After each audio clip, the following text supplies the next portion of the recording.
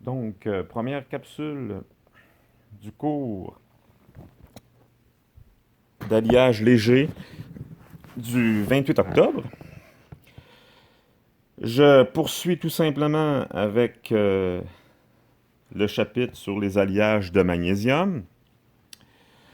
Donc, j'avais commencé à aborder, bien entendu, la métallurgie extractive du magnésium en vous parlant des cellules d'électrolyse qui ont été utilisées et qui sont pour la plupart encore utilisées de nos jours pour fabriquer du magnésium, pour réduire le magnésium à partir de différents minerais. Je vous présente ici la cellule conçue par les Allemands durant les années 30 environ par la compagnie allemande IG Farben. Un plan de la cellule. On nous montre l'intérieur de la cellule. Vous avez la présence des anodes et des cathodes. Les cathodes en acier qui sont représentées par la flèche en bas. Et vous avez entre les cathodes d'acier des anodes qui étaient probablement faits en graphite. Une juxtaposition d'anodes et de cathodes. Et c'est bien entendu entre la surface anodique et cathodique. Donc sur la surface anodique que le chlore était produit et sur la surface de la cathode que le magnésium était réduit à l'état liquide. Et vous voyez un petit peu le profil de la cathode. Dans la partie inférieure, l'espacement entre l'anode et la cathode est plus faible. Il faut rappeler que je mentionnais la semaine dernière qu'il fallait réduire au plus possible cet espacement-là parce que la résistance, le sel liquide contenu dans la cellule représente une certaine résistance électrique, malgré qu'il est très conducteur, mais il représente quand même une résistance électrique qui est fonction de la distance entre l'anode et la cathode. Donc, pour réduire les coûts d'opération, il faut absolument réduire le plus possible cet espacement-là. Mais à l'inverse, c'est que si l'espacement est trop petit, ben, le chlore qui est produit juste en face, sur la surface de l'anode, l'élément numéro 4 sur euh, l'image, donc ici, on parle de l'endroit qui est juste ici, donc la chlore est produit ici, le magnésium liquide est produit là. Mais vous voyez que il y a une proximité entre le chlore et le magnésium, et ce qu'il faut empêcher qu'il se produise, c'est que le chlore gazeux puisse rentrer en contact avec le magnésium liquide et se recombiner en chlorure de magnésium. Donc, bien entendu, si on fournit du courant pour défaire la molécule de chlorure de magnésium et que celle-ci se recombine tout de suite après, ben, on gaspille de l'énergie puis on ne fabrique pas de magnésium. Euh, Ce qu'on remarque un petit peu plus haut, ici, donc une partie en rose que vous voyez ici, c'est un diaphragme qui aide à la séparation entre le chlore et le magnésium. Et vous voyez aussi que dans la partie en haut que je mets en évidence par le déplacement du pointeur, que le chlore, lui, ben, il est séparé du magnésium par une ouverture qui est pratiquée ici. Donc, le plus rapidement possible, on s'efforce que le chlore puisse être isolé du magnésium métallique. Et il est recueilli ici, puis il finit par sortir de la cellule puis récupérer. Le magnésium liquide, lui, ben, ce qu'il va faire, c'est qu'il va monter parce que sa densité est plus faible que le sel. Donc, il va monter et longer la surface de la cathode ici et s'éloigner du chlore gazeux le plus rapidement possible pour empêcher toute recombinaison. Donc, vous voyez que les concepteurs ont imaginé une disposition et une forme anode-cathode pour, d'une part, diminuer le plus possible la résistance électrique et, d'autre part, diminuer les chances de recombinaison entre le magnésium métallique et le chlore gazeux. Ce que vous voyez ici, c'est une autre conception de cellules de magnésium, cette fois-ci conçue par les Américains, à peu près dans la même période que la cellule de G-Farben, donc aussi à la fin des années 30, début 40. Euh, c'est une autre philosophie complètement. Ce que vous voyez ici, c'est une cuve à l'intérieur dans laquelle est contenu le sel. Vous avez des anodes, c'est donc des tiges circulaires en graphite. Les cathodes sont disposées tout autour. Donc, ce que vous voyez, c'est une coupe. Les cathodes, c'est comme un cylindre qui fait le tour de l'anode, de la tige d'anode cylindrique. Donc, ce que vous voyez sur la cathode aussi, c'est des ailettes disposées à différents endroits avec des petites ouvertures à différentes hauteurs. Donc, ces ouvertures-là permettent, et les ailettes permettent de rapidement recueillir le magnésium métallique et de le faire traverser de l'autre côté de façon à l'éloigner le plus possible du chlore gazeux qui, lui, se forme sur la tige anodique au centre. Donc, vous voyez les petites bulles de chlore qui sont formées ici. Et là, au fur et à mesure qu'on considère la hauteur de la disposition, ben, vous voyez que l'espacement entre la cathode et l'anode augmente pour faciliter la séparation entre le chlore et le magnésium métallique. Euh, la cellule précédente, TJ-Farben, la température du sel, elle est maintenue avec des électrodes et par résistance électrique. Dans la cellule DA, de la compagnie DA Chemical aux États-Unis, la température du sel, qui doit être maintenue autour de 800-850 degrés C, elle est assurée par un four au gaz. Donc, la cellule elle-même, elle est incorporée dans un four qui chauffe le sel à l'intérieur de la cuve. Donc, c'est probablement du gaz naturel dont les Américains se servaient pour maintenir la température du sel suffisamment élevée pour permettre la dissolution du chlorure de magnésium. Le chlore gazeux, lui, est récupéré plus haut par un système de récupération. Ici, vous avez la même cellule, mais vue de profil, avec la série d'anodes. Donc, ce n'est pas une cuve cylindrique, c'est plus une cuve en forme ovale, allongée, disons. Maintenant, il y a, en plus des Américains et des Allemands qui s'étaient lancés dans la conception de cellules pour l'électrolyse du magnésium, il y a eu aussi l'Union soviétique, les Russes, qui à la même époque, eux aussi s'étaient mis à vouloir produire du magnésium, bien entendu, pour l'effort de guerre contre les nazis. Donc, peu de gens savent que de 1943 jusqu'à 1959 environ, ici même au Québec, plus particulièrement à l'usine d'Alcan Arvida à Jonquière, au Saguenay. Alcan se nomme maintenant Rio Tinto depuis plusieurs années, mais à l'époque c'était Alcan. Alcan, c'était lui-même un nom qui provenait de la compagnie américaine Alcoa. Donc, c'était un petit peu le pendant canadien de Alcoa à l'époque où l'usine a été construite en 1940-41 à Arvida. Bon, en plus de produire de l'aluminium, bien entendu, à cette usine-là, il y avait un secteur de l'usine dans lequel il y avait quelques cellules de magnésium pour produire du magnésium.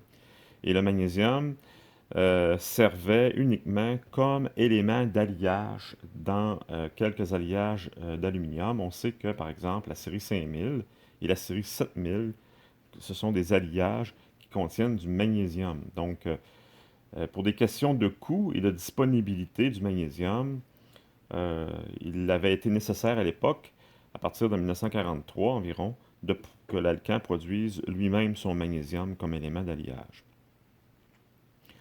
Ce qu'il faut savoir aussi, c'est que Alcan a acheté, les Américains, à travers Alcoa, ont eu à leur disposition, là, c'est pas clair comment qu'ils ont eu le brevet, mais j'ai l'opinion que ce sont les Soviétiques qui leur ont fourni, parce qu'à l'époque, dans la Deuxième Guerre mondiale, les Soviétiques et les Américains étaient des alliés. Donc, probablement que les Russes avaient fourni le brevet pour aider à l'effort de guerre sur le front ouest contre les nazis à l'époque. Donc, les Américains ont eu le brevet de la technologie russe et ils l'ont adapté pour leur production à eux, au Saguenay. Donc, au milieu des années 90 ensuite, pour faire une petite historique de la cellule utilisée par Alcan, ils ont travaillé leur cellule de leur côté, ils l'ont améliorée, ils ont fait des changements durant les années 40, 50, 60, ce qui fait que la cellule Alcan est devenue assez différente au fil des années de la technologie russe originale.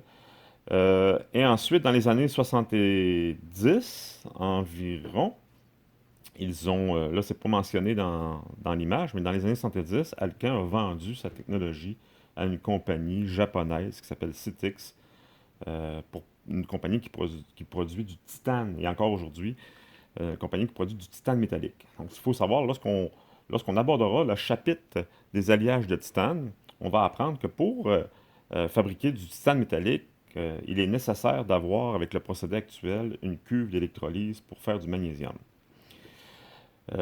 Mais après, plus tard, dans les années 90, l'Alcan a vendu sa technologie à une compagnie qui s'appelait Noranda à l'époque, une compagnie canadienne, qui produisait du cuivre, du zinc, surtout. Et Noranda avait acheté les montagnes de résidus d'amiante à la fin des années 80, début 90, dans la région de Thetford Mine et d'Asbestos. Donc, si vous avez l'occasion de visiter cette région-là ou que vous l'avez déjà visitée, vous avez probablement remarqué que dans le paysage, il y a des montagnes artificielles parce que très longtemps, il y avait des mines d'amiante dans cette région-là. Et puis, les résidus miniers étaient tout simplement déposés à certains endroits. Puis, au fil des décennies d'exploitation, ben, ça a généré des montagnes assez hautes. Et ce qu'il faut savoir, c'est que le résidu minier d'amiante contient beaucoup de magnésium, même que ça représente, l'atome de magnésium lui-même représente, à toute fin pratique, à peu près le quart du poids des montagnes, donc 24% pour être plus exact. Et le minerai, qui fait partie finalement, là, qui occupe une bonne partie du résidu, s'appelle la serpentine. Donc c'est c'est dans cette serpentine-là que avec lequel l'atome de magnésium est lié. Et ça devient donc, quand on se considère qu'un métal représente 24% du poids d'un minerai, d'une roche, c'est extrêmement intéressant. D'autant plus que cette roche-là, elle est déjà extraite, elle est déjà disponible. Donc, il suffit d'aller la chercher avec une pelle mécanique, tout simplement, et de faire le traitement subséquent. Donc, ça devient, au niveau des coûts d'exploitation, ça réduit fortement les coûts. D'autant plus que ces montagnes de résidus-là avaient au départ aucune valeur. Et donc, ils ont été acquises pour une somme symbolique de 1$ par la compagnie Noranda auprès des propriétaires des compagnies, des défuntes compagnies d'amiante de l'époque. Donc, ça constituait, à toute fin pratique, une ressource unique, très intéressante à exploiter et presque inépuisable. Les estimations, là, c'était 300 ans à un rythme de 60 à 65 000 tonnes de magnésium par année. Il y avait pour environ 300 ans de magnésium disponible à travers les résidus, les petites montagnes artificielles présentes dans le décor. Et donc, c'est l'usine, finalement, Noranda a construit l'usine, a investi dans la construction de l'usine dans le village de Danville, qui est à proximité d'Asbestos, et ils ont nommé l'usine Magnola. Magnola qui constitue les premières syllabes de magnésium, Noranda et SNC-Lavalin. Lavalin qui était impliqué dans la construction de l'usine, qui était partenaire financier aussi. Donc, c'est pour ça que ça s'appelait Magnola. Je vous montre ici une photo aérienne de l'usine avec quelques secteurs. Là. Le bâtiment principal que vous voyez en avant, là, avec un toit en pente, c'est le hall d'électrolyse. C'est là-dedans que les 24 cellules d'électrolyse étaient disposées. À droite, c'était la fonderie. Et puis derrière, c'était l'unité de traitement ou de préparation. Donc, il y avait 3 secteurs principaux à l'usine. Et la photo d'en bas montre une photo du bâtiment d'entrée à l'usine. Les 3 silos blancs que vous voyez derrière, c'est là-dedans qu'était entreposé le chlorure de magnésium anhydre, qui alimentait les cellules d'électrolyse. Donc, les étapes de fabrication du magnésium, donc il y avait le tamisage. Donc, vous voyez la petite montagne qui est représentée ici là, de serpentine. C'était vraiment là, des pelles mécaniques du genre là, qui allaient puiser là, régulièrement là, dans la montagne à proximité. Donc, si je ramène la photo avant, là, il y a des, il y a- on le voit mal sur la photo. Il n'est pas vraiment présent sur la photo, mais plus à gauche, il y a une première montagne de résidus d'amiante qui était vraiment à côté de l'usine. Donc, on allait chercher la serpentine. On faisait un tamisage pour aller réduire les tailles de particules avec un concasseur. Et puis après, ben, toute la roche, tout le résidu était déversé dans une grande cuve contenant une solution d'acide chlorhydrique, de HCl, avec une certaine concentration à une certaine température. Et ce que ça faisait, ça, c'est qu'il y a seulement le magnésium qui se dissolvait, parce que dans la serpentine, il y avait aussi du fer, un peu de manganèse, puis du silicium. Donc, il y a seulement le magnésium qui se dissolvait. Donc, il y avait du chlorure. Autrement dit, il se formait du chlorure de magnésium dissous. Puis les autres éléments de la serpentine restaient à l'état solide. Ce qui fait que là, après ça, il s'agissait de filtrer la solution. Et tout ce qui demeurait solide, ce qu'on ne voulait pas avoir, était retiré de la solution de chlorure de magnésium. Ensuite, il y avait une certaine opération de purification parce qu'il y avait certains éléments indésirables qui pouvaient passer, qui rentraient aussi en solution, comme le sodium par exemple, qu'on se débarrassait par un traitement spécifique. Donc, à la toute fin de cette étape-ci, on obtenait donc une solution là, aqueuse de chlorure de magnésium. Cette solution aqueuse était ensuite évaporée, séchée, complètement déshydratée, de manière à faire précipiter le chlorure de magnésium à son état solide. Donc, on faisait ça dans des lits fluidisés. Et puis, ensuite, c'était le chlorure de magnésium anhydre, c'est-à-dire déshydraté complètement, était ensuite entreposé dans des silos très secs pour empêcher toute réhydratation, parce qu'il ne faut pas qu'il y ait d'eau qui rentre dans les cellules d'électrolyse. Donc, on obtenait des granules. Je n'ai pas de photo ici, j'aurais peut-être mieux ajouter une photo, mais on obtenait des granules d'environ 3-4 mm de diamètre de sel de chlorure de magnésium. Euh, Donc, ça, c'est l'étape finale. Là, j'ai passé un petit peu cette étape-là, là, le- le- la déshydratation, la calcination. Euh, et là, ce qu'on voit ici, c'est le chlorure de magnésium sec qui était incorporé dans ce qu'on appelle un chlore. On appelait à l'époque, mais ça existe encore aujourd'hui parce que l'usine est réouverte, le chlorinateur. Parce que ce qu'il faut savoir, c'est que dans les particules de chlorure de magnésium sec, il y avait une impureté, en l'occurrence l'oxyde de magnésium, provenant de l'étape de précipitation euh, et aussi de l'étape de préparation. Donc, il y avait environ un 3% d'oxyde de magnésium et c'était important pour la bonne marche de la cellule d'électrolyse que cet oxyde de magnésium-là ne puisse pas être présent dans la cellule. Donc, pour se débarrasser de ce 3% d'oxyde de magnésium-là, on le transformait à son tour en chlorure de magnésium, mais dans un procédé qui s'appelait le chlorinateur. Donc, c'était tout simplement du chlore Cl2 qui était injecté et puis ressorti euh, dans un système de pales. Donc, ça générait des bulles de chlore. Et ce chlore-là allait attaquer l'oxyde de magnésium puis le transformer à son tour en chlorure de magnésium. Et là, le chlorure de magnésium, complètement pur à 100%, était ensuite incorporé dans la cuve d'électrolyse qui est représentée en vert ici sur l'image. Et bien entendu, la cuve d'électrolyse générait d'un côté du magnésium qu'on allait siphonner avec des camions. Et puis, donc, après ça, ce magnésium-là était acheminé à l'état liquide au secteur de la coulée pour faire des lingots de différents alliages. Et de l'autre côté, le chlore gazeux qui sort et qui était récupéré. Là, je ne sais pas si je l'explique à l'image. Oui. Donc, le chlore était récupéré, bien entendu. On ne jetait pas le chlore dans l'atmosphère. C'est un gaz extrêmement toxique. Euh, Ce chlore-là était récupéré complètement. Et ce chlore-là servait à fabriquer l'acide chlorhydrique au tout début du processus. Donc, les atomes de chlore étaient en recirculation fermée à l'usine.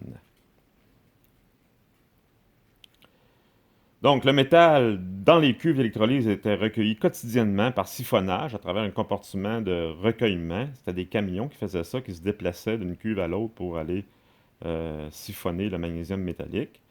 Un peu comme je l'avais expliqué avec les cuves d'électrolyse d'aluminium. Mais dans les halles d'électrolyse d'aluminium, c'est des ponts roulants qui étaient utilisés, tandis qu'à l'usine Alcan, c'était des camions. Donc, alimenté uniquement par du chlorure de magnésium anhydre, non hydraté, il ne faut pas qu'il y ait d'eau dans la cuve. Et ce qui est important de savoir aussi, c'est que la cellule Alcan, donc qui était une amélioration de l'ancienne technologie russe, est devenue, là, au niveau performance, la meilleure cellule dans tous les procédés possibles là, pour la production de magnésium par électrolyse. Donc, celle qui générait, par exemple, le meilleur rendement de courant, la meilleure pureté du métal, etc. Et là, je vous montre le, le détail de la cuve d'électrolyse Magnolia. Donc, à l'intérieur d'une cuve, c'est encore toujours le même principe, c'est un grand bassin. Donc, la hauteur là, de la cuve, c'est environ 5 mètres. Ça occupait 2 étages à l'usine. À l'intérieur, il y a un mélange de chlorure de, oui, un mélange de chlorure à l'état liquide, un mélange de chlorure de calcium, chlorure de sodium, chlorure de magnésium, chlorure de potassium, chlorure de lithium aussi. Donc, il y avait 5 chlorures différents mélangés ensemble pour constituer le sel. Et puis, ce que vous voyez ici, c'était vraiment à l'intérieur. Il y avait une série de 4 unités d'électrolyse. Au centre, c'était une tige en acier, que vous voyez là, il y a 4 tiges en acier au centre. Et euh, entourant chacune des 4 tiges, il y avait 4 tubes concentriques, mais de diamètres différents, qui étaient insérés les uns dans les autres. Et ces 4 tubes-là généraient finalement des intercalages d'anodes, de zones anodiques et cathodiques. Donc, j'ai pas d'autres images pour montrer. J'aurais pu montrer une image de haut, mais ça avait vraiment la forme, ça c'est la vue de profil, et ça avait vraiment la forme d'un gâteau de mariage. Ici, là, on voit là. Donc, là, on est en mesure de voir en bas, on le voit mieux, l'espacement est plus grand. Donc, vraiment des insertions de tubes. Et dans l'espace entre les tubes, l'espacement, c'était les zones de réaction chlore-cathode, chlore et magnésium. Et le magnésium montait le long de l'espacement, puis le chlore, lui, était recueilli. Euh, donc, c'était vraiment ce qui avait été développé par Alican à partir de la technologie russe pour diminuer le plus possible la résistance électrique entre l'espacement anodique et cathodique, tout en empêchant le plus possible la recombinaison magnésium-chlore. Et là, vous avez ici, bon, si on décrit textuellement l'image que je viens de vous montrer, utilisation d'électrodes multipolaires cylindriques. Multipolaire, ça veut dire que la même pièce agit en tant qu'anode et cathode. D'un côté, elle est anodique, puis de l'autre côté, dans l'autre chambre, elle est cathodique. Donc, multipolaire cylindrique et concentrique, comme je l'ai mentionné tout à l'heure, insérées les unes dans les autres pour maximiser l'efficacité de courant et la productivité. L'éloignement du chlore gazeux est facilité par les différentes hauteurs d'électrodes et par un mouvement très intense de l'électrolyte vers le haut, donc il manque un S à vert, de la cellule à travers les cylindres. Espace entre les pôles réduit le plus possible afin de diminuer la surchauffe et la consommation énergétique de la cellule tout en s'assurant d'éviter la recombinaison. Voilà. Ici, vous avez une vue dans l'autre sens, de côté. Là, on est en mesure de voir qu'elle est divisée en 2 zones, la cellule, lorsqu'on la regarde dans l'autre sens.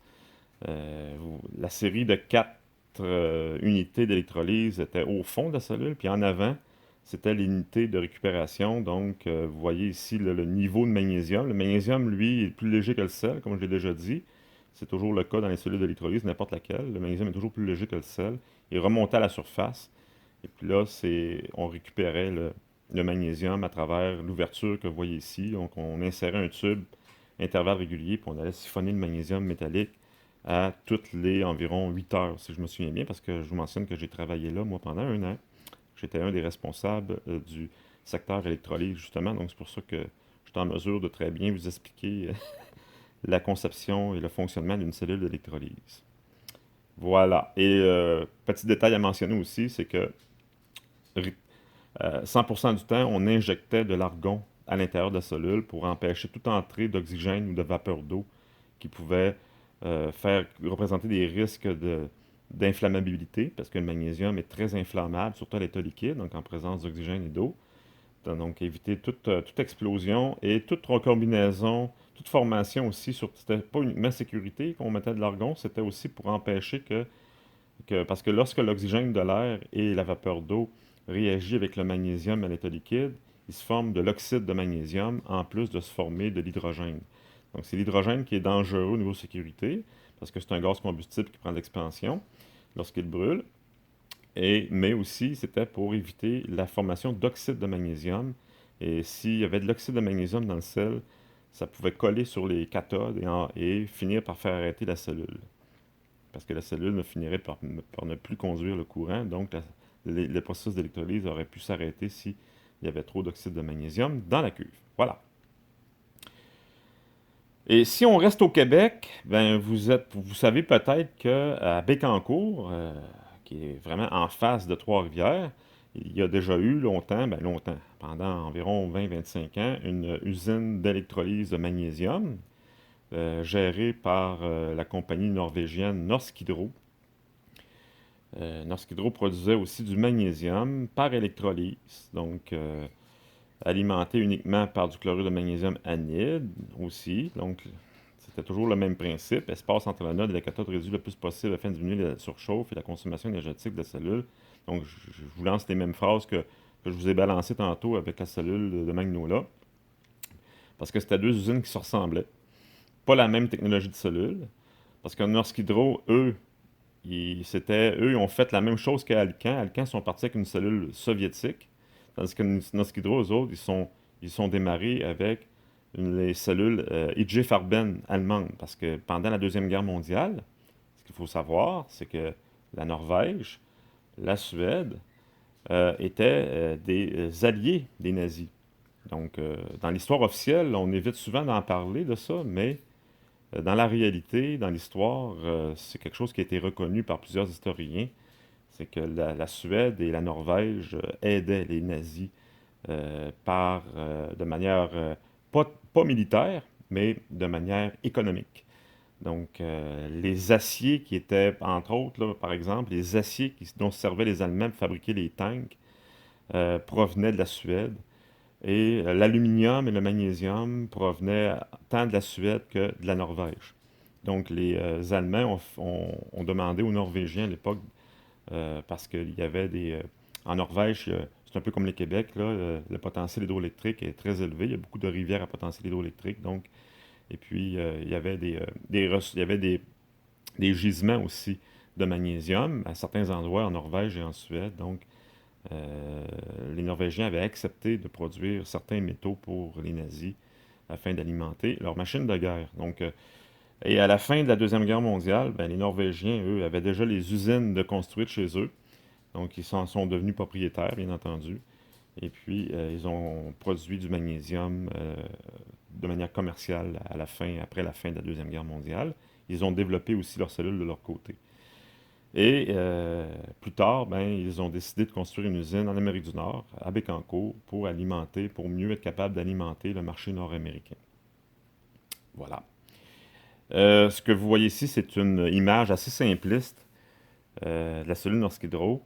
Parmi toutes les cellules dont on connaît, on a beaucoup de détails. Moi, personnellement, en tout cas, j'ai des détails sur la plupart des conceptions de cellules, sauf que Norsk Hydro, c'est avec eux que ça a été le plus difficile d'obtenir des détails de la cellule. C'était très secret. Euh, ce qu'il faut savoir, c'est que contrairement à l'aluminium, le prix du magnésium n'est pas fixé sur les marchés internationaux. Comme l'acier, l'aluminium, ben, c'est des prix qui sont fixés. Il y a des ententes entre les producteurs qui ont, à part certains pays qu'on considère encore en voie de développement comme la Chine, qui ne sont pas soumises encore aujourd'hui à ce genre de règles-là.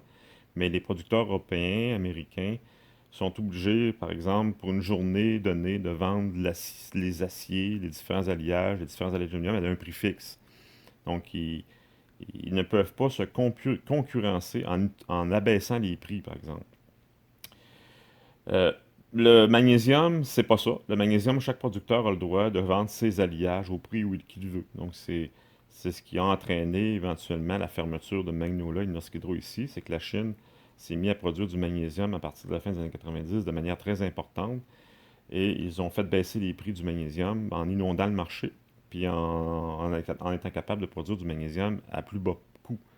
Donc, Norsk Hydro, par exemple, et Magnolia n'étaient plus compétitifs, fait qu'ils ont fait faillite, ils ont fermé leurs usines à l'époque. Et là, ce que vous voyez ici, c'est une conception de la cellule. Donc, vous voyez, c'est un peu, on voit ça un petit peu comme des boîtes que l'on ouvre, donc rectangulaires, dans lesquelles on insère des blocs. Donc, les blocs étant des anodes en graphite, à l'intérieur duquel on insérait, à l'intérieur de la boîte, en acier, qui représentait les cathodes. Et puis, la conception était assez ingénieuse parce que les anodes étaient perforées. Donc, de sorte que le chlore, avec un système d'aspiration, ce qui fait que le chlore, aussitôt qu'il était formé à la surface, à proximité de la cathode, à l'intérieur, mais le chlore était aspiré vers l'intérieur de l'anode, parce que la node en graphite était creuse à l'intérieur. Donc, et c'est comme ça que Norsk Hydro arrivait à limiter le plus possible la recombinaison du chlore avec le magnésium. Et le magnésium, lui, il coulait de l'autre côté et était récupéré en haut, ailleurs dans la cellule. Donc, j'ai pas plus de détails que ça sur la cellule de Norsk Hydro. Ça ici, c'est le schéma de procédé de l'usine Norsk Hydro à Bécancour. Donc, euh, ah oui, mais ce qui est important de savoir, bien entendu, c'est que Magnolia puisait leur magnésium dans les résidus d'amiante à côté. Mais il y a pas de, ce qu'il faut savoir, c'est qu'il n'y a pas de minerais suffisamment riches au Québec de magnésium. Donc, on est très riche en ressources naturelles pour beaucoup, beaucoup de métaux, mais pas en magnésium. Et Norsk Hydro allait chercher leur magnésium en Chine. Il y a beaucoup de minerais de calcaire de magnésium en Chine, donc le MgCO3. Donc, le Norsk Hydro faisait importer à l'usine du MgCO3 provenant de la Chine. Et on se servait de ce minéral-là pour produire du magnésium. Et dans une cuve d'électrolyse, on incorpore toujours du chlorure de magnésium. Donc, dans le procédé, il suffisait de transformer le calcaire de magnésium en chlorure de magnésium avec un procédé de dissolution qui ressemblait à celui que je vous ai décrit pour Magnolia tout à l'heure. Ensuite, on déshydratait le sel. C'est le même principe que chez Magnolia. On faisait les granules. Et là, on incorporait ça dans la cuve d'électrolyse qui générait, comme la cellule de Magnolia, du chlore gazeux d'un côté, du magnésium liquide de l'autre, qui était utilisé au secteur coulé pour faire différents alliages. Donc des lingots de magnésium pur, des lingots d'alliage. Et le chlore était réutilisé dans l'usine pour refaire de l'acide chlorhydrique qui servait à la dissolution du calcaire de magnésium. Donc c'est exactement à peu près le même schéma de procédé que chez Magnolia. Et ce qu'il faut savoir, c'est que pour faire de l'acide chlorhydrique, du HCl, à partir de chlore gazeux Cl2, il faut faire réagir le chlore avec de l'hydrogène.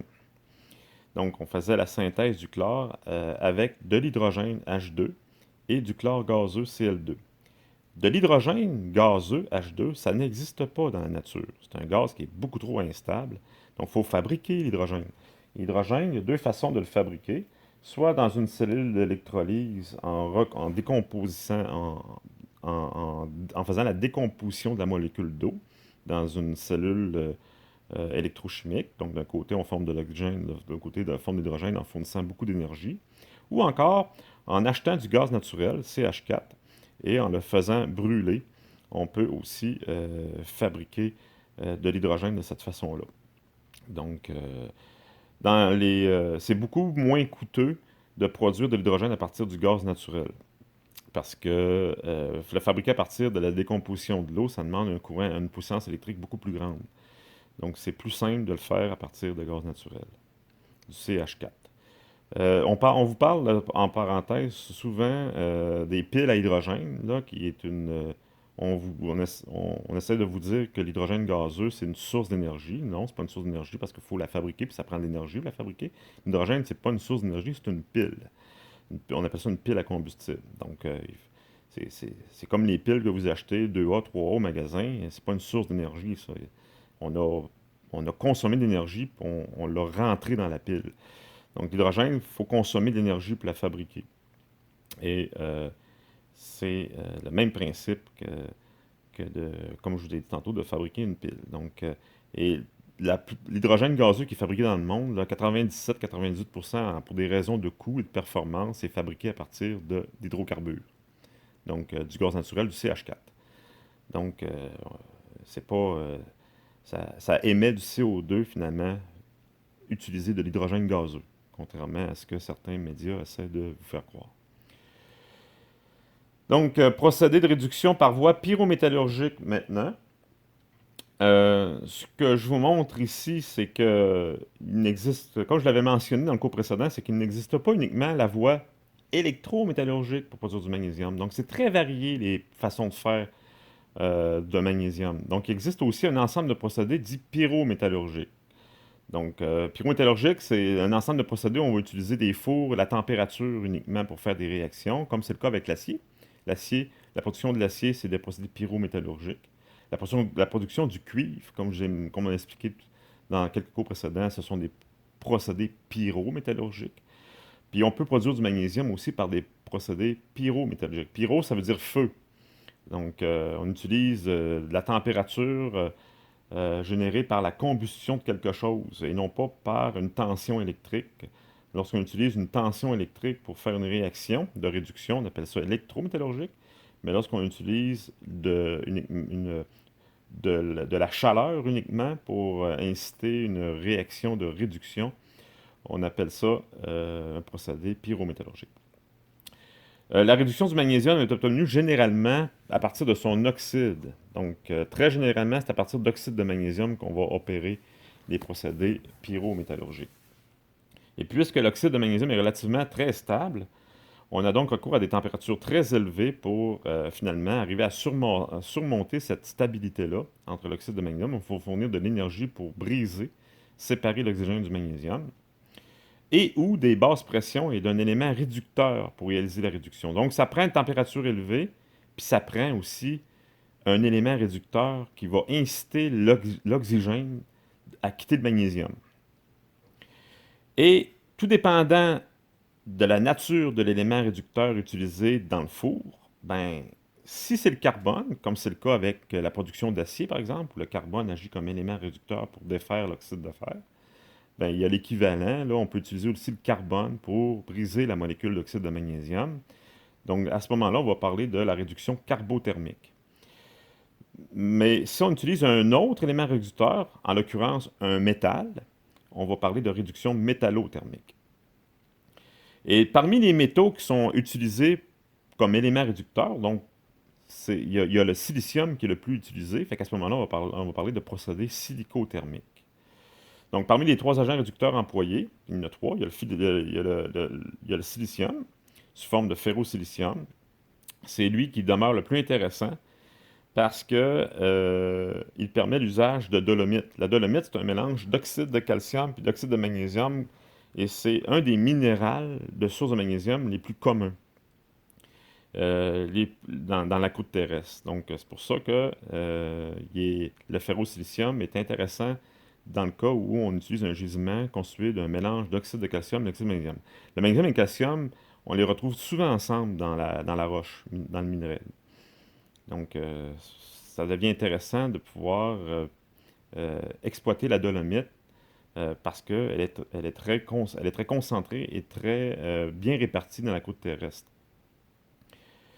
Et vous avez la réaction chimique en bas qui a lieu dans le four, dans un four qui utilise le procédé silicothermique, où là, la dolomite, qui est le mélange oxyde de calcium, oxyde de magnésium, va réagir avec le silicium du ferrosilicium. Donc le fer ne participe pas à la réaction, c'est le silicium qui va participer.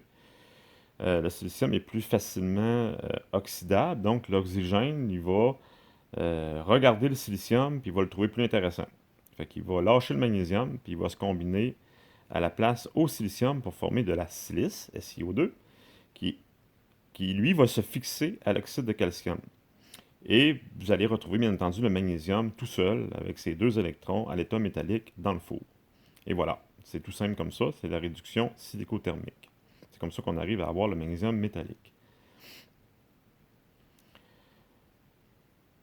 Dans les procédés silicothermiques, ça se subdivise encore en trois procédés différents. Donc, il y a trois conceptions de four silicothermiques qui ont été conçues par trois compagnies différentes avec le temps. Il y a le procédé Pigeon, le procédé Bolzano, puis le procédé Magnétherme. Le procédé Pigeon, ben, c'est le procédé silicothermique le plus utilisé. Bon, je vais vous montrer tout de suite l'image, là. Ce que vous voyez ici, c'est un tube fermé. C'est littéralement comme un tube de verre, comme vous voyez en chimie, mais fermé d'un côté. Ouvert, il y avait une extrémité qui est ouverte, puis l'autre côté, à gauche, qui est fermé et arrondi, là. Mais c'est pas fait en verre, là, c'est fait en acier. On appelle ça une cornue. Et c'est ça le four. C'est là-dedans que la réaction chimique que je vous ai montrée tout à l'heure va se produire.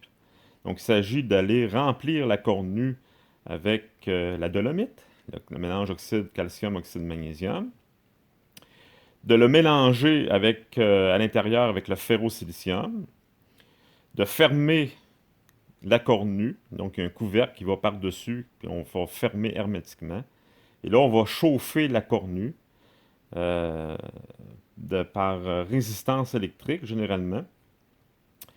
Et puis là, ben, quand la température nécessaire va être atteinte, ben, la réaction que je vais montrer tantôt va se produire à l'intérieur de la cornue. Donc le magnésium qui va se produire va se retrouver, étant donné la température très élevée, le magnésium se retrouve à l'état vapeur dans le fond de la cornue. Et le magnésium va être déplacé vers l'autre extrémité sous sa forme vapeur. Et l'autre extrémité, la partie gauche, elle est plus froide, elle est refroidie, de manière à faire en sorte que le magnésium passe de l'état vapeur à l'état solide. Donc, le magnésium va tout simplement se déposer à l'état solide sous forme de cristaux dans la partie à droite de la cornue, près de la porte. Donc, c'est là que le magnésium va se ramasser.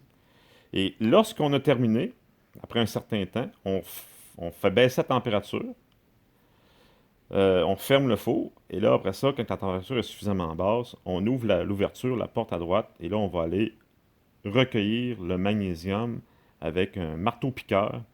Le magnésium qui est déposé tout le tour de la paroi. On va aller récupérer le magnésium métallique sous forme de marteau-piqueur, puis récupérer les particules de magnésium métallique. Puis on va aussi, bien entendu, aussi vider le fond de la cornue du résidu, en l'occurrence la silice et l'oxyde de calcium. Donc on va complètement vider la cornue et on recommence. Donc c'est un procédé qu'on dit batch, c'est-à-dire discontinu. Ça veut dire que le procédé, il fonctionne un certain temps, on arrête au complet, on va chercher les produits, on remet des réactifs, puis on ferme le tout, puis on recommence. Donc c'est pas comme un procédé d'électrolyse qui fonctionne en continu, qui n'arrête jamais. C'est un procédé discontinu. Voilà. Donc, procédé par l'eau. Donc, j'aurais dû dire aussi par l'eau. C'est un synonyme de discontinu ou batch, dans lequel la dolomite calcinée est chargée dans des cornues d'acier chauffées au gaz. Donc, il y a deux versions là-dedans. Il y a chauffage électrique, puis on peut chauffer aussi au gaz, c'est-à-dire la cornue est dans un four. Et puis, par conduction, ben, la chaleur, là, la paroi de la cornue va chauffer, puis elle-même va chauffer l'intérieur de la cornue, puis les réactifs. Donc, c'est ou à l'électricité sous vide et dans lequel a lieu la réaction décrite précédemment. Voilà. Ce que vous voyez ici, c'est une image pour illustrer le procédé Pigeon. Donc, vous voyez ici un opérateur chinois, parce que la photo vient de la Chine.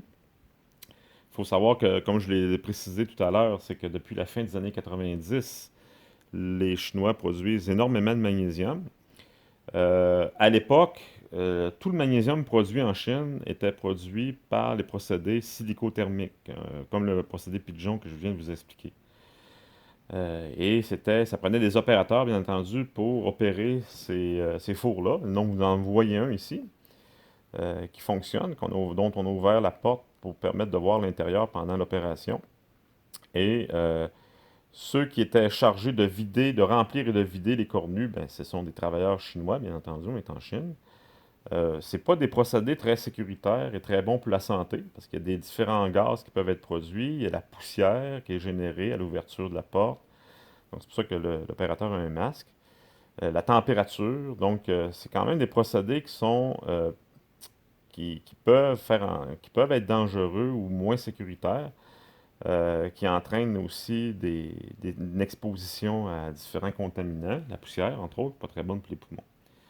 Donc, et on peut s'imaginer qu'aussi qu'à l'époque, là, peut-être moins aujourd'hui, parce que les conditions de travail s'améliorent en Chine avec les années, mais cette photo-là date du début des années 2000, et puis à ce moment-là, les Chinois n'étaient pas très bien payés. C'était comme ça, entre autres, que la Chine permettait, pouvait être en mesure de réduire leurs coûts de production puis d'envahir le marché à travers le monde. Donc, et voilà, c'est ce que je voulais montrer avec cette photo-là. Donc, ici, vous avez le schéma de procédé du procédé Pigeon. Donc, la dolomite, calcination pour transformer le calcaire en oxyde de magnésium. Oui, parce que le MgO et le CaO peut être disponible dans la croûte terrestre, mais quand il est sous forme de calcaire, il faut faire un procédé de calcination à l'aide de charbon pour produire le calcaire de magnésium, le calcaire de calcium en oxyde de magnésium et oxyde de calcium et alimenter les cornues avec ça, avec du ferrosilicium à hauteur de 75% de silicium. Le ferrosilicium, lui, il vient lui-même d'autres usines qui produisent du ferrosilicium. On a justement une usine de ferrosilicium à Bécancour. Donc, le ferrosilicium, c'est produit à partir de silice, de ferraille d'acier, et puis de charbon, de carbone, et dans un four à arc, on produit du ferrosilicium comme ça. Voilà. Et là, ben, vous avez le broyage, le briquetage pour alimenter. Ça s'alimente plus. Le briquetage, c'était autrement dit, on s'arrangeait pour avoir des petits morceaux d'oxyde de magnésium qu'on alimentait dans les contenus. Ensuite, les cristaux de magnésium étaient récupérés, comme je l'expliquais tout à l'heure, et refondus dans des fours spéciaux pour éventuellement couler des alliages ou du magnésium pur. Bon, je crois que avant de poursuivre plus loin, je vais fermer la capsule ici. Donc là, ben, je vais poursuivre le cours dans une autre capsule plus tard.